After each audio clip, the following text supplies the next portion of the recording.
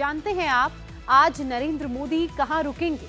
देश में एक सीट ऐसी है जहां 97% मुस्लिम आबादी है। मतलब 100 में से अगर हम समझें 97 लोग मुसलमान हैं और 3 हिंदू। आप इसे दोबारा सुने, नरेंद्र मोदी नए साल में देश की उस सीट पर रैली करने जा रहे हैं जहां जीतने का चांस सिर्फ 3% है। मोदी वहां रात में भी रुकेंगे। बीजेपी 2024 का इलेक्शन ऐसे प्लान कर रही है, जबकि विरोधी कैसे प्लान कर रहे हैं। 24 का चुनाव शुरू होने वाला है, लेकिन असदुद्दीन ओवैसी अभी 19 का ही टेप बजा रहे हैं। पूरी डिटेल आप हमारी इस रिपोर्ट में देखिए। हिंदुस्तान के 140 करोड़ लोगों के दिल में राम बसे हैं। 500 साल बाद रामलला अपने भव्य मंदिर में विराजमान होने वाले हैं। इस पावन पुण्य मौके पर राम जी ने अपने भक्तों को अयोध्या आने का न्योता भेजा है। उनकी तरफ से विश्व हिंदू परिषद के कार्यकर्ता शहर शहर, गांव-गांव शंख ध्वनि के साथ अक्षत और राम मंदिर की फोटो भेंट कर लोगों को न्योता दे रहे हैं। रामलला का न्योता 2 करोड़ परिवारों तक पहुंचा है। ये करीब 10 करोड़ का वोट बैंक बनता है, जो राम जी का न्योता पाकर गदगद है। राम जी का पहला न्योता किसी मंदिर के पुजारी, किसी मठ के महंत को नहीं मिला, बल्कि अयोध्या की वाल्मीकि बस्ती में रहने वाले गरीबों को मिला। अयोध्या का ये निमंत्रण एकदम अलग है। आगे आप देखेंगे राम स्वरूप में बालक हैं, जो अलग अलग रूप में भगवान श्री राम की तस्वीर है। पीछे आपको दिखाई देंगे चंपत राय जी इस अभियान की अगुवाई कर रहे हैं। शुरुआत वाल्मीकि बस्ती से हो रही है। यहाँ रामलला नगर में वाल्मीकि बस्ती है। एक कलश यहाँ है जिसमें जल है, उनके हाथ में निमंत्रण पत्र है और पूजित अक्षत है।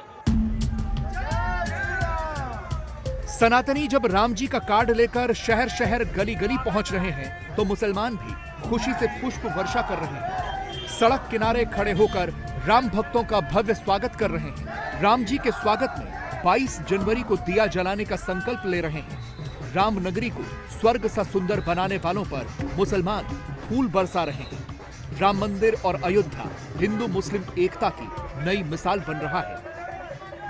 देश अब धर्म जाति मजहब को छोड़कर अब देश की मजबूती की हम बात करेंगे, देश विकसित होने की बात करेंगे, देश को आगे तरक्की की ओर बढ़ाने की बात करेंगे। आज देखिए विदेशों में, गल्फ कंट्री में हिंदुस्तान का कितना नाम हो रहा है, और सारे देश की देख लीजिए क्या हाल है, बहुत बुरी स्थिति है। लेकिन जिस तरीके से हमारे यशस्वी प्रधानमंत्री जी देश का नेतृत्व कर रहे हैं, इससे हम मुस्लिम समाज अब उनके साथ खुल के खड़े हैं और लगातार उनके साथ हम काम करेंगे, क्योंकि ये सरकार सबका साथ सबका विकास वाली है। नौजवानों, क्या तुमको नहीं दिख रहा अभी ऐसे 3-4 मसाजिद हैं जिसमें दिल्ली की सुनेरी वाली मस्जिद भी है। लेकिन भड़काऊ भाईजान को हिंदू मुस्लिम एकता की तस्वीरें दिल में खंजर की तरह चुभ रही हैं। ये जो ताकतें हैं ना, तुम्हारे दिल से जब इत्तेहाद को निकालना चाहते हैं। 24 की पहली तारीख को जब लोग अमन चैन और तरक्की की बातें करते हैं, एक हिंदुस्तान नेक हिंदुस्तान की कस्में खाते हैं, तब भाईजान ने जहरीली तकरीर की। मंदिर मस्जिद के नाम पर हिंदू मुसलमानों के बीच झगड़ा लगाने का काम किया। मेरे अजीज दोस्तों और बुजुर्गों और नौजवानों, मस्जिदों को आबाद रखो। नौजवानों, तुमसे मैं कह रहा हूं, हमारी मस्जिद हमने खोदी और वहां पर क्या किया जा रहा है आप देख रहे हैं। नौजवानों, क्या तुम्हारे दिलों में, हमारे दिलों में तकलीफ नहीं होती कि जिस जगह पर हमने 500 साल हय्या अल सलाह और हय्या अल फलाह की सदाएं दी, जहां पर हमने बैठकर कुरान करीम का जिक्र किया, जहां पर हमने बैठकर सलात और सलाम के नजराने पेश किए, आज वो जगह हमारे हाथ में नहीं है। नौजवानों, क्या तुमको नहीं दिख रहा कि अभी ऐसे 3-4 मसाजिद हैं जिसमें दिल्ली की सुनेरी वाली मस्जिद भी है। मेरे अजीज दोस्तों, याद रखो नौजवानों, ये जो ताकतें हैं ना, तुम्हारे दिल से जब इत्तेहाद को निकालना चाहते हैं, क्यों निकालना चाहते हैं? मिली गीरत को खत्म कर दिया जाए, मिली हमियत को खत्म कर दिया जाए। बरसों की मेहनतों के बाद आज हमारा एक मुकाम हमने पैदा किया, तो ये आपको इन चीजों पर गौर करना है। अपनी मिली हमियत को, मिली अपनी ताकत को बरकरार रखिए। नौजवानों, मस्जिदों को आबाद रखो। कहीं ऐसा ना हो कि मस्जिदें हमसे छीन ली जाए। ओवैसी राजनीति की नफरती गली में भटकने वाले अकेले नेता नहीं हैं। समाजवादी पार्टी के संभल से सांसद शफीकुर रहमान बर्क भी बाबरी मस्जिद वापस लेने के नाम पर मुसलमानों को भड़काने में पीछे नहीं है। बरसों की मेहनतों के बाद इसकी वजह 2024 के चुनाव हैं, जिनमें अब 90 दिन बचे हैं। देश में 16.5% मुसलमान हैं, यूपी में करीब 20% मुसलमान हैं, बिहार में 17%, बंगाल में 27%, झारखंड में 14.5%, असम में करीब 34.25% हैं। इन पांचों राज्यों में लोकसभा की 190 सीटें हैं। मोदी विरोधी गैंग में शामिल ओवैसी, अखिलेश, नीतीश, लालू, ममता, राहुल गांधी इन्हीं 190 सीटों पर मोदी को रोकना चाहते हैं। मुसलमानों को भड़काए बगैर इनकी राजनीति एक कदम भी आगे नहीं बढ़ती। लेकिन क्या हिंदुस्तान का मुसलमान ओवैसी और बर्क जैसे भड़काऊ वीरों की सुनेगा? बाबर जैसे आक्रांता के नाम पर भड़काने वालों की सुनेगा? या राम जी के आदर्श पर चलने की सीख देने वाले आरिफ मोहम्मद खान की सुनेगा? जरा सी भी हिचक नहीं होगी कि मैं उनको छोड़ दूं जिनसे मुझे प्यार है, उनको छोड़ दूं जो मेरे रहम मेहरबानी के अधिकारी हैं, उनको छोड़ दूं जिनसे मुझे सुख प्राप्त होता है, और इसमें मुझे अपनी जान से प्यारी जानकी भी शामिल है। किस काम के लिए छोड़ दूं? ताकि मैं जिनकी खिदमत की जिम्मेदारी मुझे दी गई है, मैं अपने उस फर्ज को, अपने उस धर्म को का निर्वाह कर सकूं। मैं आपसे एक मोटा सा सवाल पूछता हूं, हमें इसकी जरूरत होती है या नहीं होती कि हम अपने बच्चों को ऐसी सीख दें कि जहां उनका चरित्र निर्माण हो सके? उसके लिए क्या हम उन्हें थ्योरी ही अकेले पढ़ाएंगे? नहीं, हमें इसकी भी जरूरत होती है कि हमें एक प्रैक्टिकल एग्जाम, एक व्यवहारिक मिसाल देनी पड़े। तो ये हमारे लिए मर्यादा पुरुषोत्तम राम हमारी आवश्यकता है, हमारे जिससे हम सिर्फ अपने लिए नहीं, अपनी आने वाली नस्लों के चरित्र निर्माण का काम कर सके। ओवैसी और इंडी अलायंस के नेता मुसलमानों को भड़का रहे हैं। नरेंद्र मोदी मुसलमानों को जोड़ रहे हैं। ओवैसी मुसलमानों को बुलडोजर का डर दिखा रहे हैं। नरेंद्र मोदी घर, राशन, शिक्षा और रोजगार दे रहे हैं। ओवैसी बाबरी के नाम पर वोट लूटना चाहते हैं। नरेंद्र मोदी विरासत की याद दिलाकर उन्हें जिम्मेदार नागरिक बनाना चाहते हैं। 24 में मुसलमानों को तय करना है कौन उनके वोट भड़काकर डराकर लेना चाहता है और कौन उन्हें बेहतर जिंदगी देकर उन्हें अपने साथ जोड़ना चाहता है। मेरे अजीज दोस्तों और बुजुर्गों, पहचानो अपने दोस्त और हमदर्द को। पहचानो कौन तुम्हारे घरों की दीवार को गिराना चाहता है। पहचानो उन लोगों को जो तुम्हारे घरों की दीवार और बुनियादों को मजबूत करना चाहता है। कौन घरों में निफाक पैदा करना चाहता है और कौन दिलों को मिलाना चाहता है। पहचानो उन लोगों को जो तुम्हारा हमदर्द है, तुम्हारा रहबर है। अगर तुम नहीं पहचानोगे तो फिर निफाक की कैफियत इंतशार में जब तब्दील हो जाएगी तो नुकसान किसका होगा, ये आपको हमको तय करना है। तुमको सदुद्दीन ओवैसी पसंद नहीं है, बाजू रखो थोड़ी देर के लिए, मैं नहीं जिंदा रहने वाला हूं। 35 साल से मदरसा सैयद मौलाना नेमतुल्लाह कादरी साहब चला रहे हैं। क्या मदरसा नहीं रहेगा मौलाना के जाने के बाद? रहेगा इंशाअल्लाह ताला। क्या मुफ्ती खलील अहमद के दुनिया से चले जाने के बाद जामिया निजामिया नहीं रहेगा? रहेगा इंशाअल्लाह ताला। हमको ये जो हमारे इदारे हैं, चाहे मजहबी हो या सियासी हो, उसको मजबूत रखना है। पहचानो इन लोगों को जो इन बरसों की मेहनत को खत्म करना चाहते हैं। ये छोटी बीजेपी है, उसको पहचानो आप। बाबरी की जिन ओवैसी और बर्क जैसे नेता क्यों फिर निकाल कर रहे हैं, इसे भी समझ लीजिए। 2024 में सबसे बड़ा दांव यूपी पर लगा है, जहां लोकसभा की 80 सीट हैं।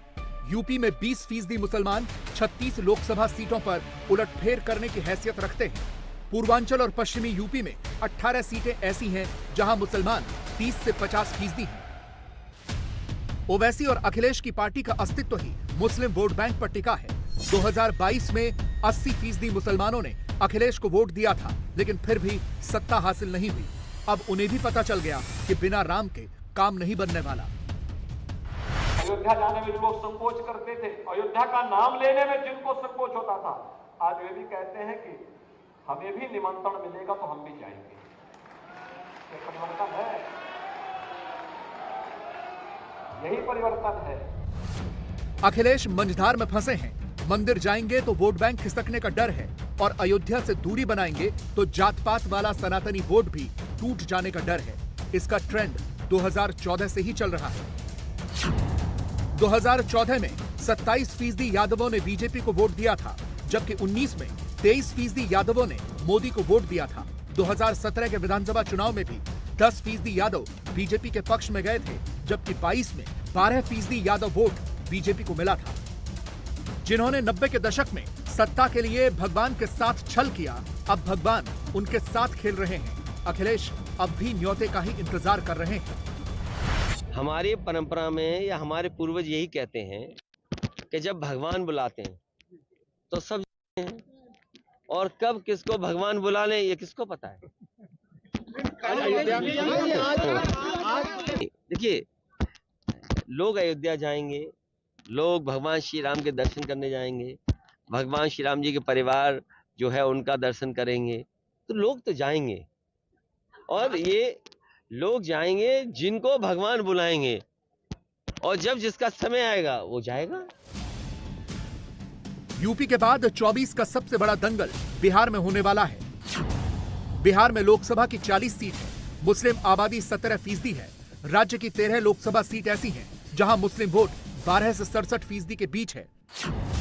इनमें किशनगंज में 67%, कटिहार में 38%, अररिया में 32%, पूर्णिया में 30%, मधुबनी 24%, दरभंगा 22%, सीतामढ़ी 21%, पश्चिमी चंपारण 21% और पूर्वी चंपारण में 20% मुस्लिम वोटर हैं। मुस्लिम वोट बैंक को खुश करने के लिए पटना में मंदिर विरोधी पोस्टर लगाए जाने लगे हैं। राबड़ी देवी के आवास के बाहर एक पोस्टर लगाया गया है, जिसमें मंदिर को मानसिक गुलामी का मार्ग बताया गया है। पोस्टर आरजेडी के विधायक फतेह बहादुर सिंह ने लगवाया है। एक तरफ राम मंदिर के प्राण प्रतिष्ठा समारोह के आमंत्रण अभियान की आज से शुरुआत हुई, तो दूसरी तरफ आरजेडी की तरफ से मंदिर पर सवाल खड़े किए गए। आरजेडी के विधायक फतेह बहादुर सिंह की तरफ से राबड़ी देवी के घर के ठीक सामने एक पोस्टर लगाया गया है, और इस पोस्टर में मंदिर पर सवाल खड़े किए गए हैं। लिखा है, मंदिर का मतलब मानसिक गुलामी का मार्ग। फतेह बहादुर सिंह इससे पहले भी कई बार हिंदू देवी देवताओं पर आपत्तिजनक बयान देते रहे हैं। कुछ दिन पहले इन्होंने मां सरस्वती को लेकर एक विवादास्पद बयान दिया था, और आरजेडी में कई ऐसे नेता हैं जो इस तरह के बयान देते रहे हैं। कुछ समय पहले शिक्षा मंत्री चंद्रशेखर ने रामचरितमानस पर सवाल उठाया था। जेडीयू ने इस पोस्टर पर और फतेह बहादुर सिंह के बयान पर सवाल उठाया है, लेकिन आरजेडी की तरफ से इस पर कोई प्रतिक्रिया नहीं आई, और ये पोस्टर लगातार यहाँ बना हुआ है, और वो भी राबड़ी देवी के घर के ठीक सामने। यूपी बिहार के बाद बंगाल में मुस्लिम वोट बैंक को लेकर इंडी अलायंस बेचैन है। पश्चिम बंगाल में 42 लोकसभा सीटें हैं, 27% मुस्लिम वोटर हैं। बंगाल की 14 लोकसभा सीट ऐसी हैं जहां मुस्लिम मतदाता 5 लाख से ज्यादा हैं। 6 लोकसभा सीट पर मुस्लिम वोटर 7 लाख से ज्यादा हैं। 8 सीट पर 5 से 7 लाख के बीच मुस्लिम वोटर हैं। बीजेपी इस बार बंगाल में मुस्लिम बाहुल्य 13 लोकसभा सीटों पर फोकस कर रही है। बंगाल के बहरामपुर सीट पर 10 लाख मुस्लिम वोटर हैं। मुर्शिदाबाद में 8 लाख, जंगीपुर में 11 लाख, रायगंज में 9 लाख, मालदा उत्तर में 9 लाख और मालदा दक्षिण में 8 लाख मुस्लिम वोटर हैं। 2019 में बीजेपी बंगाल की 14 मुस्लिम बाहुल्य लोकसभा सीटों में रायगंज और मालदा उत्तर में कमल खिला चुकी है। राम मंदिर के उद्घाटन के बाद देश में पहला चुनाव होने वाला है। बंगाल में सनातन को एकजुट कर और पसमानदा का कुछ वोट हासिल कर बीजेपी मुसलमानों को डराकर उनका वोट लेने वालों को इस बार चारों खाने चित करना चाहती है। आज जो है वो सर्वसम्मति और सर्वसहमति के साथ भव्य राम मंदिर का निर्माण हो रहा है, और जो लोग अभी तक विदेशी आक्रमणकारियों की क्रिमिनल कम्युनल क्रूर करतूत को का कवच बने हुए थे, उनमें बौखलाहट दिखाई पड़ रही है। इसके अलावा अखिलेश यादव, डिम्पल यादव कह रहे हैं कि उनको न्योता मिलता है तो वो जाएंगे, लेकिन शफीकुर रहमान बर्क ये कह रहे हैं कि वो अपनी मस्जिद वापस लेकर रहेंगे, उसके खिलाफ लड़ाई लड़ेंगे। देखो, ऐसा है कि न 9 मन तेल होगा, न बर्क साहब नाचेंगे, तो इसलिए अब ये सब सपना भूल जाए वो। और क्यों वो बाबरी दिमाग में अभी भी फंसे हुए। बाबर इस देश के मुसलमानों का आदर्श नहीं है। भगवान राम और मर्यादा पुरुषोत्तम भगवान राम देश के सभी लोगों का 140 करोड़ हिंदुस्तानियों का आदर्श है। महाराष्ट्र में लोकसभा की 48 सीटें हैं। राज्य में मुस्लिम आबादी करीब 11.5% है। अकोला और औरंगाबाद की सीटें मुस्लिम बाहुल्य है। भड़काऊ गैंग यहाँ भी मुसलमान वोट के सहारे है, जबकि बीजेपी के पास सनातन का सॉलिड वोट बैंक है। लेकिन उद्धव, शरद पवार और कांग्रेस तीनों के लिए टेंशन मुसलमानों के बदलते रुझान से है। जिस तरह से महाराष्ट्र में तरक्की पसंद मुसलमान 22 तारीख को दिया जलाने का प्रण ले रहे हैं, उससे इंडी अलायंस की नींद हराम है। मेरा साले मोहम्मद मिस्त्री पूरा नाम है और मैं ये बाजार रोड पे रहता हूँ। और बहुत अच्छी बात है, हम सब भाई भाई है, हिंदू मुस्लिम का कोई बात ही नहीं है, हम सब एक है। जी जी। उस दिन 22 तारीख को दिया जलाना है, पूजा अर्चना करना, आपके मन में क्या है, आप क्या करेंगे? हमें तो बहुत अच्छा लगा, आप लोग आए, हम लोग को ये पेपर दिए, हम लोग को बहुत खुशी हुई। और दीवा जलाने हम आ सकेंगे, यहीं है तो हम जरूर आएंगे। हम सबसे हमारा भाईचारा है, हमको किसी से कोई शिकायत नहीं है, सबसे हमारा भाईचारा है। तो क्या करेंगे आप बताइए जरा, उस दिन क्या क्या करने वाले आप? खुशी मनाएंगे हम लोग, घर में लाइट जलाएंगे, बाहर दीवे जलाएंगे।